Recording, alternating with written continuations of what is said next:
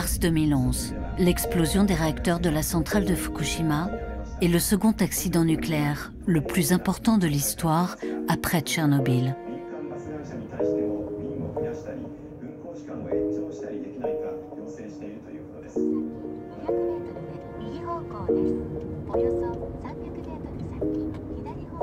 La route 114, c'est la route qui traverse vraiment le panache radioactif de la centrale nucléaire vers le nord-ouest de Fukushima. Elle est restée longtemps fermée puisqu'elle était extrêmement contaminée.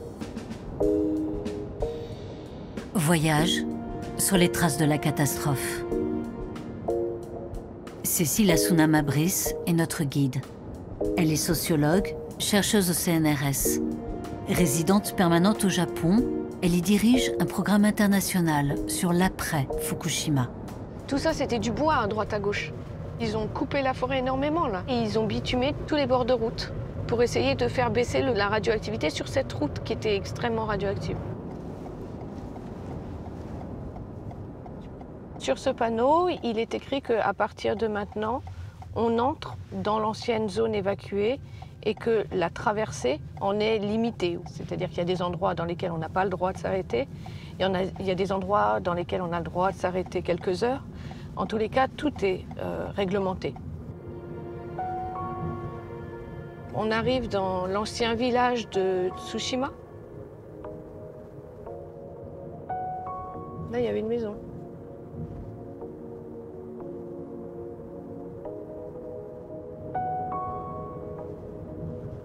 Là, c'est l'ancien temple.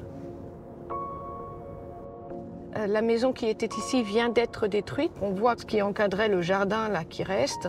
Ça fait un paysage assez sordide.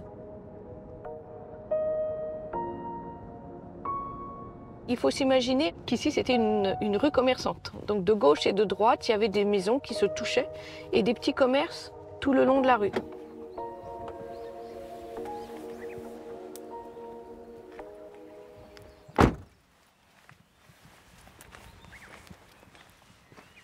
Donc là, on a les affiches qui ont été mises par les anciens habitants de ce village. C'était un petit village de plusieurs centaines d'habitants, qui ont pour slogan Furusato Okaese. Furusato Okaese, ça signifie « rendez-nous notre village ».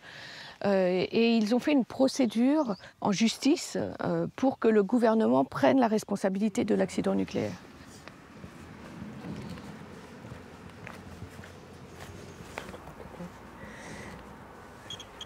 Voilà, ça sonne.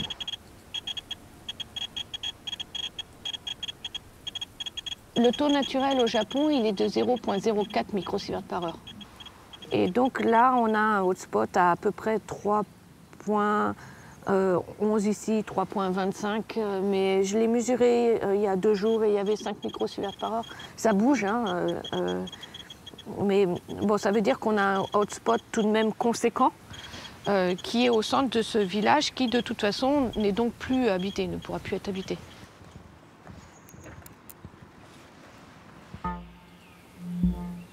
Le procès des habitants de Tsushima n'a toujours pas abouti. Ils ont été évacués et relogés provisoirement. Ils sont tous déracinés.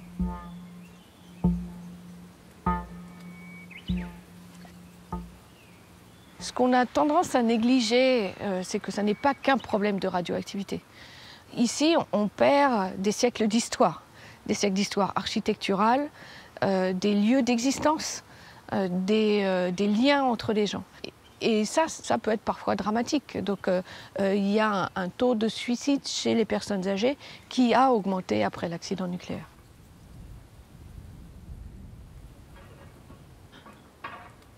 Le village est en train de disparaître. Les maisons, les unes après les autres, sont détruites.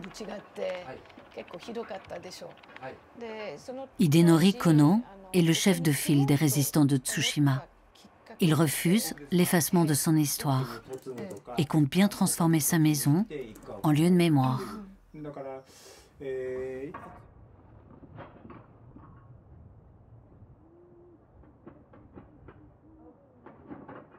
C'est toute ma vie qui est ici.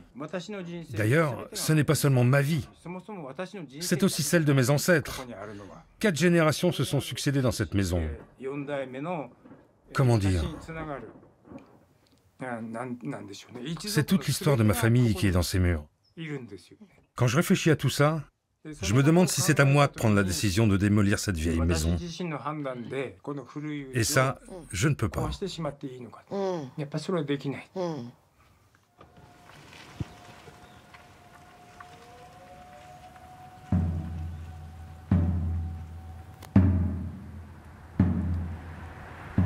Partout, des sacs de terre contaminés. La terre des champs, des rizières, creusée sur 5 cm, puis remplacée. La terre des jardins. C'est le plus grand nettoyage radioactif de l'histoire. Alors qu'à Tchernobyl, une zone d'exclusion permanente a été créée autour de la centrale, le gouvernement japonais a décidé de rouvrir progressivement l'ensemble du territoire. Mais seuls 20% de la région de Fukushima sont nettoyés. Nos existences ne sont pas faites que d'ingénierie. Personne qui voyait la terre avec laquelle ils avaient travaillé toute leur existence pour cultiver leurs légumes, leurs riz, etc., raclée et mise dans des sacs poubelles et puis emmenée auprès de la centrale ou bien dans des centres de stockage, le vivait très très mal. Parce que ce qu'elle me disait, c'est, vous vous rendez pas compte, enfin ils ne se rendent pas compte que cette terre qu'ils jettent comme ça, nous c'est la terre de nos ancêtres, c'est celle aussi de nos esprits.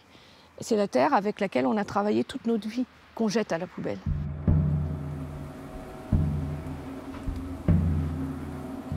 Toutes les forêts restent contaminées. Les arbres absorbent et stockent la radioactivité. Puis naturellement, la dispersent dans le sol et les cours d'eau. Depuis peu, ce sont des arbres entiers qu'on abat. Ça ne suffira pas.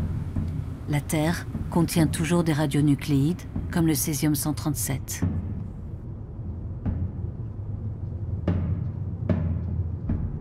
Monsieur Ito est un ingénieur à la retraite.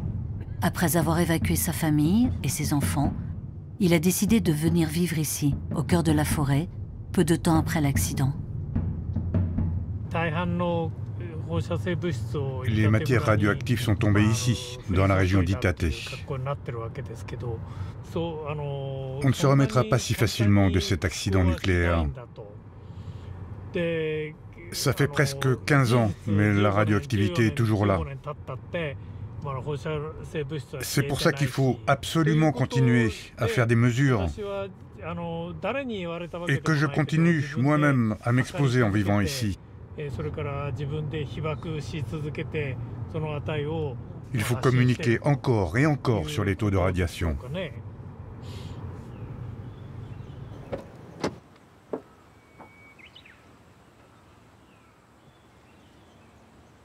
À 82 ans, Monsieur Ito sacrifie la fin de sa vie et s'expose à des taux 30 fois plus élevés que la radioactivité naturelle du Japon. Avant Fukushima, il ne connaissait rien à la radioactivité. Dans une autre vie, il concevait les moteurs de sécurité pour les centrales et avait une confiance absolue en l'énergie nucléaire. Sa maison de bois abrite aujourd'hui un petit laboratoire d'analyse radiologique et sa vision du monde a complètement changé.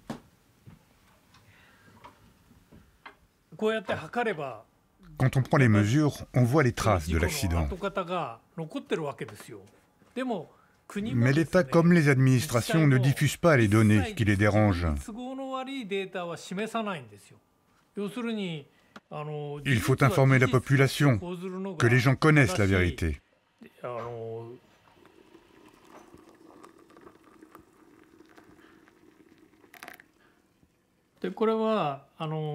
Ça, c'est mon dosimètre. Il mesure le taux de radiation auquel je suis exposé.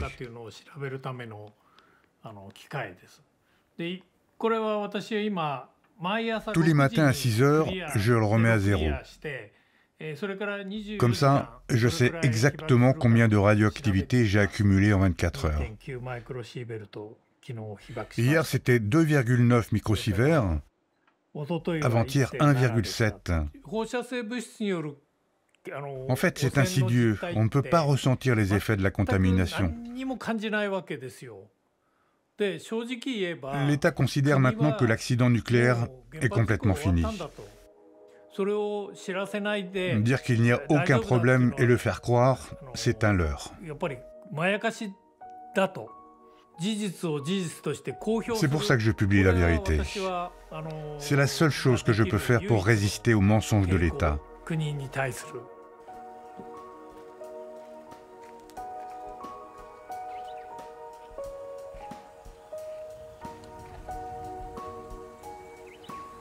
On arrive en fait à superposer des situations qui sont écologiquement en tous les cas dramatiques, culturellement totalement destructrices et qui aboutissent à une espèce de néant dans lequel les uns et les autres tentent tout de même de se débattre. Il n'y a pas de fin en fait à un accident nucléaire.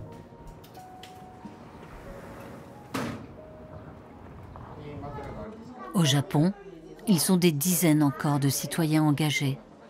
Des citoyens résistants qui continuent à mesurer, dépister, alerter. Cécile les rencontre un à un. Ils sont tous bénévoles, y compris le médecin. Les tests de dépistage de la thyroïde réalisés par le gouvernement n'ont concerné que les enfants âgés de moins de 18 ans au moment de l'accident. Cette jeune femme en avait 21. C'est votre premier examen? Oui, c'est le premier. Je vais d'abord mesurer la taille de votre thyroïde. J'habitais dans la ville de Fukushima, à environ 50 km du lieu de l'accident. J'étais un peu inquiète. On m'a recommandé de venir ici. Alors je me suis dit que j'allais faire cette échographie.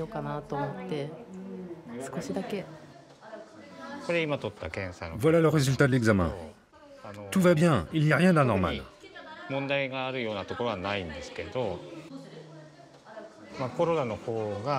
Depuis l'épidémie de Covid, les gens ont oublié Fukushima. Ils ont arrêté d'avoir peur de la radioactivité. En plus, l'État et la préfecture ont annoncé officiellement que le niveau de radioactivité n'avait plus d'impact sur la santé. Du coup, il y a de moins en moins de gens qui viennent se faire dépister.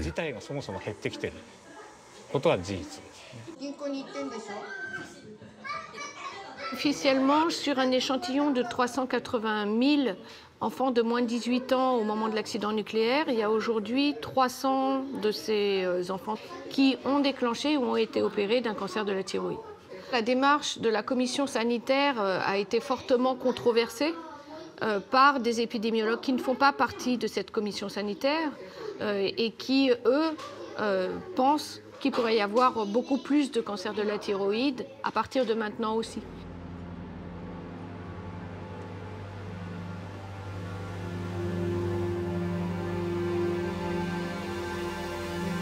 Autour de la centrale de Fukushima, sur un rayon de 20 km, toute la zone a été vidée de ses habitants après l'accident. À Futaba, la pendule est restée bloquée sur l'heure du tsunami.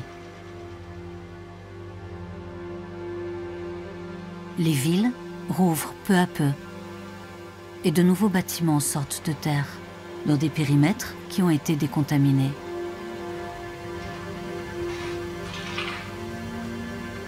Moins de 10% des anciens habitants sont revenus.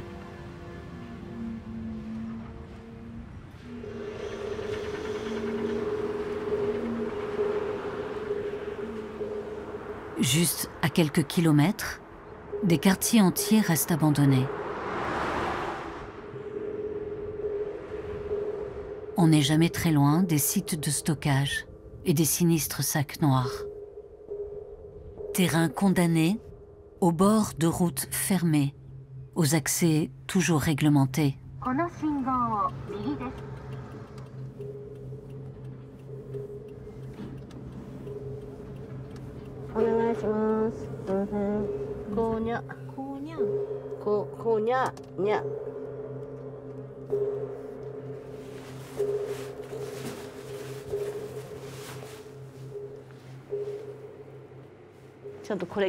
Avec cet équipement, c'est plus sûr. Il faut le mettre, sinon ça peut être dangereux.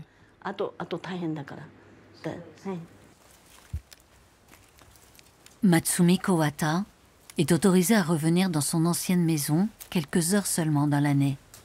La contamination y est encore trop importante. Avant, c'était pas comme ça.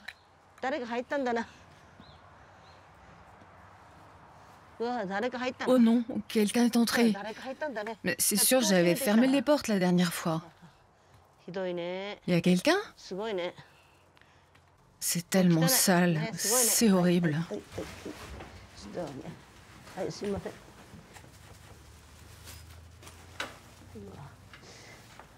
On avait 2 salles de classe avec mon mari.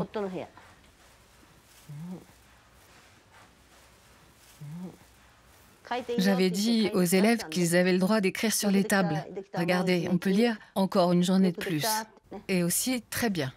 Matsumi Kawata donnait des cours d'anglais dans sa maison. Ses élèves étaient les enfants du personnel de TEPCO, l'opérateur de la centrale nucléaire. Militante convaincue, elle avait même réussi à se faire embaucher à la centrale pour observer, obtenir des informations et participer aux réunions. En 2004, j'avais même dit au PDG de TEPCO qu'il fallait déplacer les générateurs d'électricité et les mettre en hauteur. Je lui avais dit, s'il y a un grand séisme, il y aura un tsunami. Et avec un générateur au niveau de la mer, il n'y aura plus du tout d'électricité. Toute la centrale sera détruite. Et ça pourrait exploser. Mais il m'a répondu que ça coûterait trop cher. Cher? Et la vie des gens alors? J'ai dit que cela coûterait bien plus cher s'il y avait un accident. Et il m'a répété non, ça coûte trop cher. Les arguments des petits gens comme moi ne valent rien pour les cadres de TEPCO.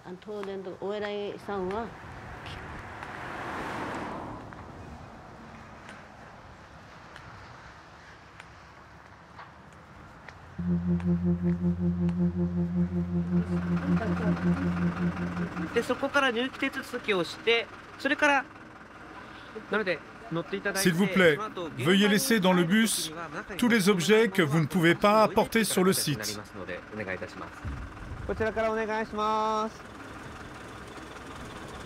Ce matin, la direction de la communication de TEPCO nous attend pour une visite très encadrée.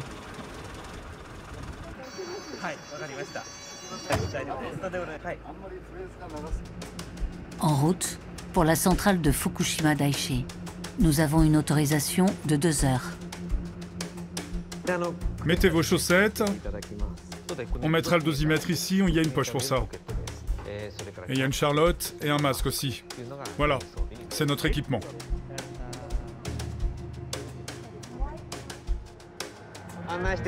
Je vais vous guider. Par là, ici. Vous pouvez filmer là, juste en face. La vue sur les réacteurs numéro 4 et 3. Plus à gauche, vous ne pouvez pas filmer. C'est pour des raisons de sécurité. Le clou de la visite, ce balcon, avec vue sur les réacteurs. Ils contiennent 880 tonnes de débris hautement radioactifs. Les réacteurs numéro 3 et numéro 4 ont subi des explosions d'hydrogène. Les bâtiments ont beaucoup souffert. Les murs se sont effondrés à cause des explosions. En tant que porte-parole, j'aimerais que vous puissiez y aller, mais la sécurité est très stricte. Un robot a extrait un premier morceau de 0,7 g du réacteur numéro 2, puis un second il y a quelques mois seulement pour les analyser. Tant que les débris de combustible sont là, les risques restent très élevés. Nous sommes très près des débris radioactifs. Ici, le taux de radioactivité est très important. 40,5 microsieverts par heure, c'est 400 fois la dose recommandée. C'est ce à quoi TEPCO expose ses visiteurs. Nous ne restons que 30 minutes, mais au pied des réacteurs, les ouvriers de la centrale passent la journée. On va traverser. Suivez-moi. Partout, des réservoirs, des murs de citernes. Elles contiennent l'eau qui a servi au refroidissement des réacteurs. Depuis 15 ans, tout y est stocké. 1,3 million de tonnes d'eau entreposées sur place. Et pour commencer à vider les réservoirs, le gouvernement a choisi la solution la moins chère, le déversement dans l'océan. L'eau de mer et l'eau qui a déjà été traitée se mélangent ici et passent par ce tuyau bleu. Au bout, il y a un autre tuyau sous-marin qui rejette l'eau à 1 km au large.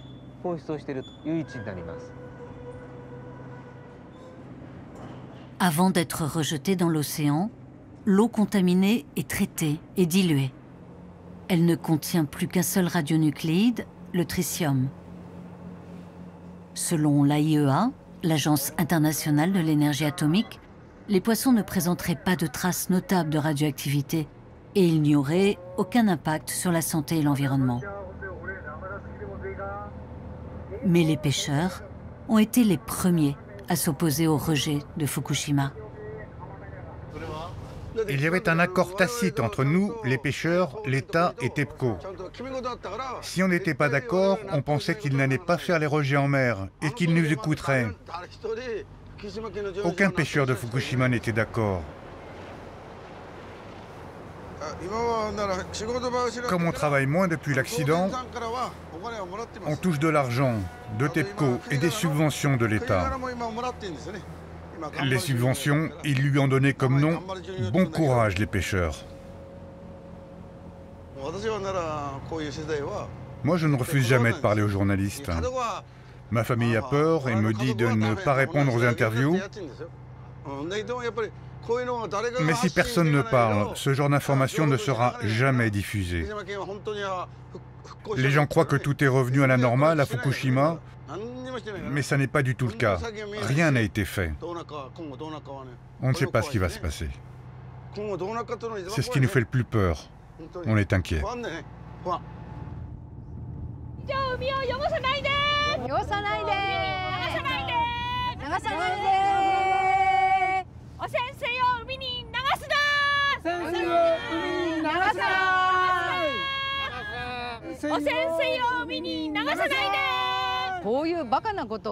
L'État raconte n'importe quoi. C'est pour ça que nous sommes en procès. Les gens pensent que tout va bien, parce que c'est de l'eau avec du tritium. Ils se disent que c'est sans danger. Mais grâce au procès, nous ferons savoir que ce n'est pas vrai. Selon Maître Hirota, notre avocat, le procès va durer au moins 10 ans. D'abord la Cour de district, puis la Haute Cour et la Cour suprême. Vous imaginez la quantité d'eau qui va être rejetée pendant 10 ans ?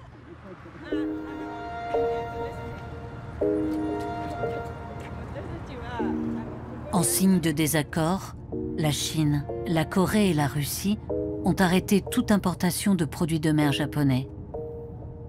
Mais ce matin, ils ne sont qu'une dizaine à manifester contre les rejets d'eau contaminée.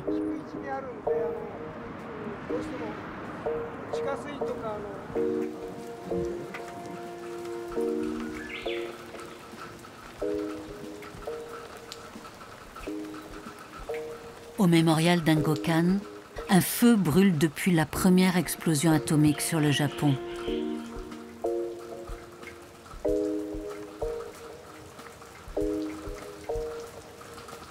C'est une flamme recueillie à Hiroshima qui éclaire la colère de l'activiste Sugie. Après l'accident de 2011, on s'inquiétait pour notre santé. On se demandait si à Fukushima, on allait revivre la même chose qu'à Hiroshima et Nagasaki. Pourquoi, dans le monde, le Japon est le seul pays à subir plusieurs fois des catastrophes nucléaires? Nous sommes en colère. Nous voulons que le nucléaire disparaisse. Pour le gouvernement japonais, le nucléaire reste la meilleure solution énergétique. Les centrales ont rouvert une à une. Le démantèlement de Fukushima va prendre encore au moins 40 ans et les sols rester contaminés pour des siècles.